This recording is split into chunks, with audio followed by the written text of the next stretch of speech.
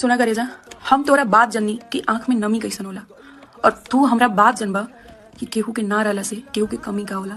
भाई खेसारी लाल यादव जो रशियन ले आए हैं, सुनने में आ रहा है कि काजल लखवानी उस दिन से पगला गई है। भाई सब बता दूं, काजल लखवानी को मतलब कि पूरा हालत खराब हो गया हो, और हालत तो खराब होगा ना भाई साहब, क्योंकि खेसारी लाल यादव बताइए मर्दे दूसरा देश से रशियन ले आए हैं और अपना लवर को छोड़ दिए हैं, तो भाई साहब के कराना दिल फटेगा। ठीक है, तो वीडियो में आप लोग बने रहिए, बस वीडियो छोटा सा वीडियो को आप लोग पूरा देखिएगा। ठीक है, और देखिए अभी जो है जो काजल लखवानी का मैं कहीं पे एक पोस्ट देखा हूँ इंस्टाग्राम पे, वहाँ पे बड़ी सी उदासी छाया हुआ है, और हमको तो लगता है ये पूरा कंफर्म है कि भाई अभी उसको तो काजल लखवानी है पता चलता होगा जो अरे भैंसो रसिया से बताइए खेसारी लाल जी है जो मतलब रशियन मंगवाते हैं, हम क्या कर्म कर दिए खेसारी लाल यादव हमको लात मार के मतलब पूरा में धकेल दिए हैं।